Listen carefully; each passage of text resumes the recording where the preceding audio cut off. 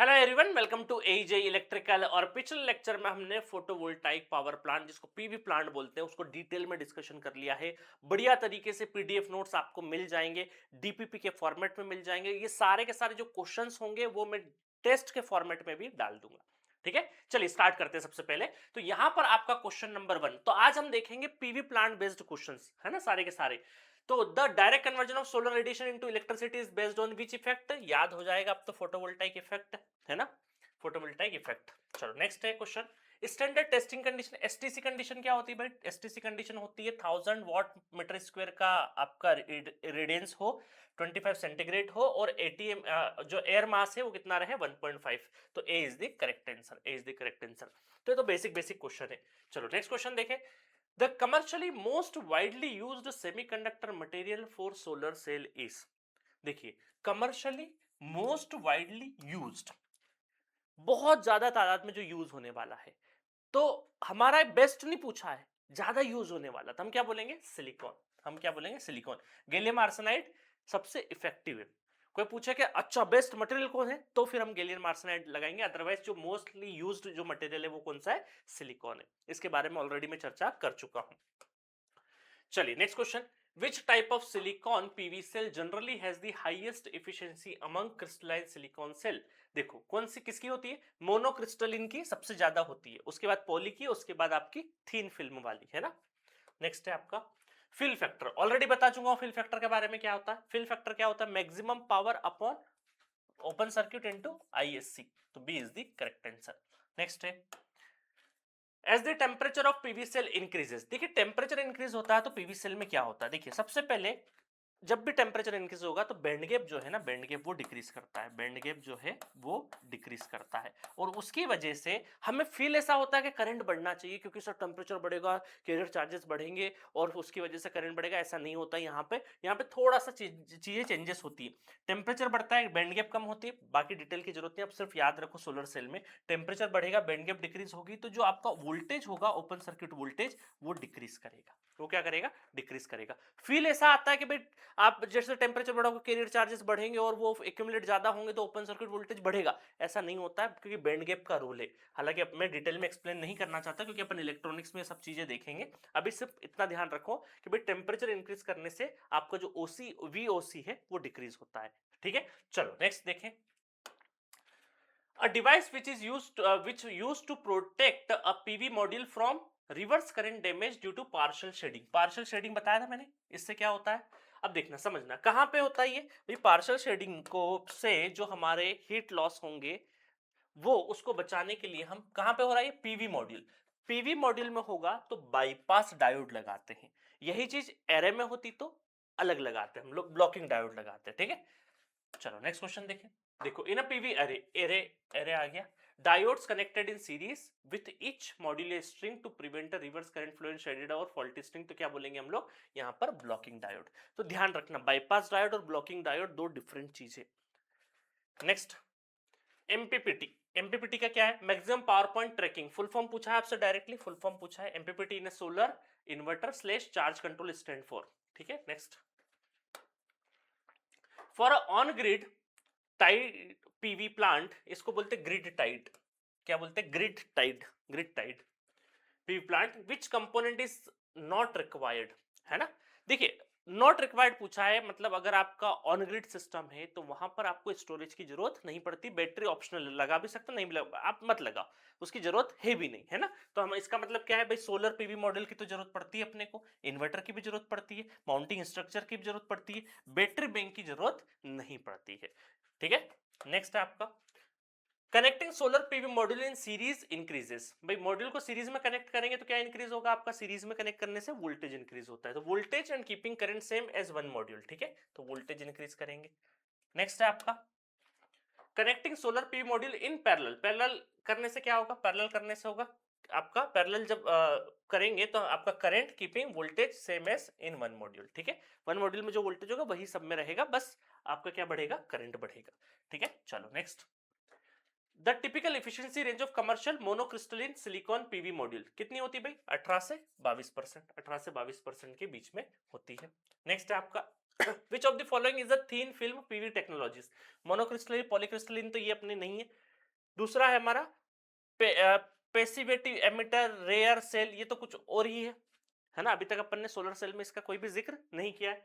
तो इसका जो मटेरियल है, आपसे क्या पूछा है, which type of film technology, कौन सी टाइप, तो यहाँ पर कैडमियम टेलुराइड, टेलराइड भी बोल सकते हैं इसको। तो सी इज द करेक्ट आंसर, याद रख लेना इसको, है ना, कि पिथीन फिल्म के बारे में बहुत ज्यादा डिटेलिंग नहीं आती, बट इसमें जो टेक्नोलॉजी यूज होती है वो कैडमियम टेलुराइड की यूज होती है। क्लियर है। दो ऑप्शंस तो अपने एलिमिनेट कर लिए थे, ये तो हो ही नहीं सकता है क्योंकि अलग ही दूसरे अपने मटेरियल होते हैं, है ना, मोनोक्रिस्टलिन क्रिस्टलिन, है ना, ब्लैक और ब्लू कलर का बताया था मैंने।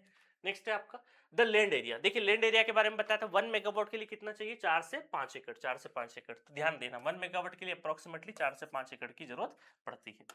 नेक्स्ट है आपका the capacity, CUF factor, well designed solar PV plant in India typical lies in the range, कौन सी रेंज, 17 से 22% की रेंज। हमने एक न्यूमेरिकल भी करा है इसके ऊपर। चलो नेक्स्ट है an inverter that converts DC output of a PV array into synchronized AC and feeds it to the utility grid is called, क्या ऑफ ग्रिड इन्वर्टर। देखो लाइन ध्यान से पढ़ना, इन्वर्टर है, कन्वर्ट्स डीसी को एसी में convert कर लिया, है ना, synchronized AC and feeds it to utility grid. मतलब इन्वर्टर ने डीसी को एसी में प्रोड्यूस करके सिंक्रोनाइज करके उसको कहां दे दिया, ग्रिड पे दे दिया। इसका मतलब ये क्या है, डायरेक्टली ऑफ ग्रिड इन्वर्टर तो नहीं है ना, क्योंकि उसमें बैटरी आती है बीच में। यहाँ पे ग्रिड टाइड मतलब आपका ग्रिड इंटरेक्टिव, या ऑन ग्रिड भी लिख देंगे या ग्रिड टाइड भी लिख देंगे, तो इसका मतलब सेम ही है। ठीक है, चलिए, तो B is the correct answer, B is the correct answer. Next है which type of a grid connected inverter configuration connect one inverter to individual PV module। Types of inverter मैंने बढ़ा रखे हैं। तो एक ऐसा इन्वर्टर जो अलग अलग मॉड्यूल पे लगा है, अलग अलग मॉड्यूल पे लगा है, इसका मतलब क्या है, सबसे छोटी, मतलब ज्यादा इन्वर्टर की जरूरत पड़ रही है, माइक्रो लेवल पे हम लोग कर रहे हैं, माइक्रो मैनेजमेंट कर रहे हैं, तो माइक्रो इन्वर्टर, इसका नाम क्या है, माइक्रो इन्वर्टर। चलो next, the gradual reduction in PV module output over years of operation is terms as, है ना। देखिए कोई भी पीवी मॉड्यूल है उसका क्वालिटी डिरेट होता है तो उसको बोलते हैं डिग्रेडेशन। क्या बोलते हैं, डिग्रेडेशन, डिग्रेडेशन, इस टर्म को क्या बोलते हैं, डिग्रेडेशन। देखिए कोई भी मॉड्यूल जब हम लगाते हैं ना, तो समय के साथ में, देखिए आपने अपने टू व्हीलर वगैरह में बैटरीज जो होगी, हर 2-3-4 सालों बाद उस बैटरी को चेंज करना पड़ता है, अदरवाइज सेल्फ नहीं लेगी, क्योंकि उसका एक एज है, लाइफ है उसकी, उस बैटरी की एक लाइफ है। तो धीरे धीरे साल दर साल वो बैटरी धीरे धीरे क्या होती जाती है, डिरेट होती जाती है, डिग्रेडेशन होती जाता है उसमें। और जब उस बैटरी को, पुरानी बैटरी को ले जाओगे आप नई बैटरी की दुकान, नई बैटरी की दुकान पर, तो उसको एक्सचेंज में आपको 200-300 रुपए का ऑफ भी दे देता है वो, क्योंकि पुरानी बैटरी का कुछ मटेरियल उसको काम आ जाता है। अब देखिए सवाल क्या है कि जो भी हम सोलर पावर प्लांट लगाते हैं, तो आपने पूछा होगा, अगर कोई भी सोलर का जो काम करते हैं उनसे, कि भाई इसकी लाइफ कितनी है, कितने साल चलेगा, तो वो जनरली बोलते 20 साल, 15 साल, 25 साल, इस तरीके की एक रेंज बताते हैं अलग अलग। ठीक है, तो ऑब्वियस है कि भाई वहां तक चलेगा, इसका मतलब हर साल कुछ ना कुछ छोटा परसेंटेज डिग्रेड होगा, छोटा परसेंटेज डिग्रेड होगा। तो इसका मतलब आपका कॉमन सेंस बोलेगा, एक क्वेश्चन है भी है यहाँ पे। तो अभी तो क्या है, the gradual reduction in PV module output, कि भाई जो पीवी मॉड्यूल का आउटपुट है उसमें धीरे धीरे धीरे धीरे जो कमी आ रही है, उसको क्या बोलते हैं, डिग्रेडेशन बोलते हैं। ठीक है, चलो एक क्वेश्चन आ चुका है, a typical annual degradation rate. अब ये कमी होने वाली, उसके क्वालिटी आउटपुट में जो कमी हो रही है, किस दर से हो रही है हर साल। अब हर साल अगर 5-8% अगर हो गया तो फिर तो दिक्कत है, 15-20 तो बिल्कुल नहीं हो सकता। नो डिग्रेडेशन, ये भी भाई डिग्रेडेशन तो होगा, बट बहुत कम। देखो 0.5 से 0.8 पर ईयर, मतलब तभी जाके ये ऑलमोस्ट इसकी लाइफ 20-25 साल के आसपास रहती है।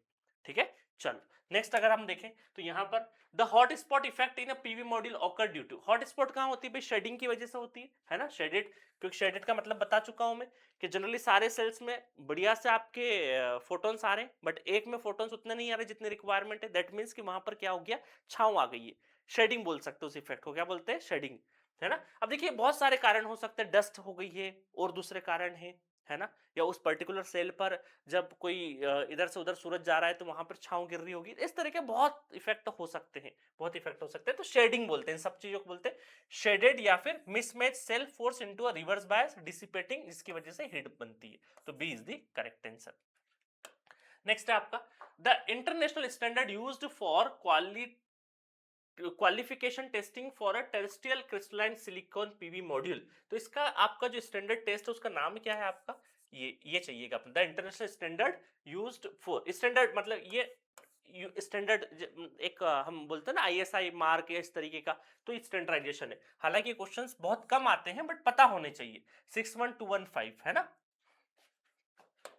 नेक्स्ट है आपका a single axis solar tracker compare to a fixed tilt system typically increases energy yield by. देखिए, एक तो है कि भाई इस तरीके से आपका ग्राउंड है और ये टिल्ड कर दिया आपने, फिक्स है, ये फिक्स है, बिल्कुल फिक्स है, जैसे हमारे आपके घरों में जो सोलर पावर प्लांट लगे वो। तो देखो सूरज सुबह यहाँ पे निकला, फिर निकला, फिर निकला, फिर निकला, सुबह दिन में बेहतरीन तरीके से, मतलब इस वाले एंगल पे ज्यादा से ज्यादा, जब इधर की साइड में जाएगा तो उतना अच्छी तरीके से यहाँ पर क्या है, एंगल थोड़ा सा बदल जाएगा, सनराइज का एंगल बदल जाएगा, उतनी इंटेंसिटी से इस मॉड्यूल के ऊपर सोलर रेज नहीं आ रही है, सोलर रेडिएशंस नहीं आ रहे हैं, तो आउटपुट कम होगा। तो इधर में और इधर पे आउटपुट कंपैरेटिवली सेंटर में जब रहेगा उससे कम रहेगा। अब कुछ ऐसा करें कि एक काम करते हैं सर कि यहां पर इसके अंदर अब हम नीचे की साइड में एक मोटर लगा देते, स्टेपर मोटर लगाते। स्टेपर मतलब स्टेप में क्या होती है, कन्वर्ट होती जाती है ना, स्टेप में कन्वर्ट होती जाती है। स्टेपर मोटर देखो मिसाइल मारते हैं कि नहीं, अपन मिसाइल मारते हैं तो किसी एंगल पे, इस एंगल पे, इस एंगल पे, तो अलग अलग एंगल सेट करने के लिए हमें क्या यूज करना पड़ता है, स्टेपर मोटर यूज करनी पड़ती है। तो अगर हम इसकी स्टेपर मोटर लगा दें और एक सेंसर लगा दें कि भाई जिधर जिधर लाइट का इंटेंसिटी ज्यादा रेडिएशन रहेगा उधर उधर ये ट्रैक करते जाएगा और सोलर मॉड्यूल अपना घूमते जाएगा, इसमें एक ट्रैकिंग मैकेनिज्म लगा दिया। तो ये सुबह की साइड में ऐसा रहेगा, फिर धीरे धीरे धीरे धीरे जब सूरज उधर चले गया तो ये अपना एंगल इस तरीके से बदल देगा, मतलब ज्यादा से ज्यादा सनराइज इसके ऊपर रेस डालने की कोशिश करेगा। तो इसको बोलते हैं सिंगल एक्सिस सोलर ट्रैकर। ऐसा डबल एक्सिस भी होता है, डबल एक्सिस भी होता है टाइप से ट्रैकिंग सिस्टम के। तो इसके तो ऑब्वियस सी बात है कि भाई जब आप ट्रैकिंग सिस्टम लगा दोगे तो आपकी एनर्जी बढ़ जाएगी, यील्ड बढ़ जाएगा, है ना, एनर्जी यील्ड बढ़ जाएगी। कितने परसेंट, तकरीबन तकरीबन 22 से 25%, अच्छा खासा अमाउंट बढ़ेगा, है ना। छोटा 1-2% अगर होता तो इतना हम खर्चा ही क्यों करते भाई, ये क्योंकि ये स्टेपर मोटर वगैरह लगाने में खर्चा है ना ट्रैकिंग सिस्टम में, इसलिए आपके घरों में ट्रैकिंग सिस्टम नहीं लगाते, अदरवाइज तो कोटेशन बढ़ जाएगा, महंगा हो जाएगा सोलर पावर प्लांट, है ना। तो इंडस्ट्रीज में जो बड़े बड़े प्लांट है, हमारा पर्पस ये है कि हमें सिर्फ एनर्जी जनरेशन करना है ना। घर में पर्पस ये नहीं कि बेचना है, पैसा कमाना है, घर में सिर्फ ये है कि भाई जो हम कंज्यूम कर रहे हैं वो बच जाए, यही पर्पस होता है सबका। बट जब हम खेतों में 5 एकड़ 10 एकड़ में प्लांट लगा रहे हैं तब तो हमारा पर्पस क्या है कि भाई इसको हम एक बिजनेस जैसा ड्रिवन कर रहे हैं, इसको बिजनेस जैसा देख रहे हैं, तो फिर हम वहां पे इफिशिएंसी वगैरह सब चीजों पे ध्यान देंगे। तो वहां पर देखो परसेंटेज 15 से 80 से 90 मिलता तो फिर तो क्या ही बात थी। तो ये फेवरेबल ऑप्शंस रहता है 15 से 25%, ठीक है। चलिए नेक्स्ट है आपका in solar PV plant the ratio of DC capacity of the array to AC capacity, DC by AC का जो है उसको बोलते हैं इन्वर्टर लोडिंग। तो याद रख लेना इसको, है ना, inverter loading ratio DC divided by AC, ठीक है। नेक्स्ट है आपका last question, which scheme of the government of India promote solar powered agriculture pump and grid connected solar plants on barren land farmers. देखिए अभी एक scheme चल रही है, आपने भी सुना होगा कि बहुत सारे जो किसान लोग हैं उनकी 10 बीघा 20 बीघा जमीन में किसान चाहे तो वहां खेती नहीं करके वहां पर सोलर जो मॉड्यूल्स है उनको बिछा ले, एक तरीके का सोलर फार्म बना ले। एग्रीकल्चर फार्म होता है ना, ऐसे ही क्या है, सोलर फार्म बन जाए, सोलर की खेती हो रही है। तो वहां पर गवर्नमेंट सब्सिडी दे रही है, ग्रिड में बहुत सारी फैसिलिटीज दे रही है, और उनको उस एग्रीकल्चर लैंड का अच्छा खासा अमाउंट भी दे रही है कि ठीक है आप यहाँ पे प्लांट लगा लो। एक टाई अप कर लिया उन्होंने 20-25 साल का, अपना 25-30 साल का एक अनुबंध कर लिया, और यहाँ से जो बिजली बनेगी तो हर साल आपको बिजली जितनी बनती जाएगी उसका रख रखाव जितना करते जाओगे उस हिसाब से जितनी बिजली बनेगी उसके हिसाब से आपको बढ़िया पैसा मिलेगा। तो जो आप खेती बाड़ी करते थे उससे ज्यादा आपको यहाँ पे अर्निंग के सोर्स मिल जाएंगे। तो एक स्कीम लॉन्च है हमारे मध्य प्रदेश में, काफी है, मेरे काफी नजदीकी जानने वालों के पास में फार्म है, होगा तो मैं एक बार प्रैक्टिकली जाऊंगा उनके फार्म में देखने के लिए पूरा सोलर का, है ना, वहां से वीडियो जरूर बनाऊंगा। तो कुसुम योजना है, पीएम कुसुम, प्रधानमंत्री, है ना, ये हमारी हिंदी में पढ़े तो इसको भूमि पर सौर ऊर्जा, अच्छा इसका हिंदी नहीं दे रखा है, अदरवाइज इसका पूरा पीएम कुसुम योजना है, पीएम कुसुम योजना, ठीक है। मेरा एक स्टूडेंट है 2016 बैच का, वो असिस्टेंट जूनियर इंजीनियर है, असिस्टेंट इंजीनियर है इसमें मध्य प्रदेश इलेक्ट्रिसिटी कंपनी में। तो वो मेरे पास प्रपोजल लेके आया था कि सर किसी को लगाना हो तो बहुत बढ़िया स्कीम है, सारा का सारा बढ़िया है, ये कर सकते हो। तो फर्स्ट पहली बार मुझे उसी ने ये सारी चीज बताई थी उसके बारे में, कुसुम, पीएम कुसुम योजना के बारे में, ठीक है। तो ये पता होना चाहिए। देखिए, आपको जीके के नाते भी सोलर की जो पॉलिसीज है, जो गवर्नमेंट जो पॉलिसीज है, उन पॉलिसी के नाम जरूर पता होने चाहिए, क्योंकि एग्जाम में, करंट एग्जाम्स में पूछे जा सकते हैं। ठीक है, चलिए, तो सारे टेस्ट का मैं आपको पीडीएफ भी प्रोवाइड कर दूंगा, प्लस इसको मैं ए4 साइज के पेज पे, ताकि प्रैक्टिस के लिए डीपीपी बन जाए, वो भी बना के भेज दूंगा आपको। और साथ में आपको ये सारे जो क्वेश्चंस मिल रहे हैं, इनको टेस्ट फॉर्मेट में भी डाल दूंगा, ताकि, और इनके सारे डिटेल सॉल्यूशंस भी आपको मिल जाएंगे, सारे डिटेल सॉल्यूशंस मिल जाएंगे। ठीक है, तो मिलेंगे नेक्स्ट लेक्चर में। अब हमारा क्या बचा है, सोलर कलेक्टर। तो नेक्स्ट क्लास में अपन सबसे पहले पढ़ेंगे सोलर कलेक्टर, और फिर उसके ऊपर न्यूमेरिकल देखेंगे, और फिर आगे की चर्चा बढ़ाएंगे। Okay, thank you so much.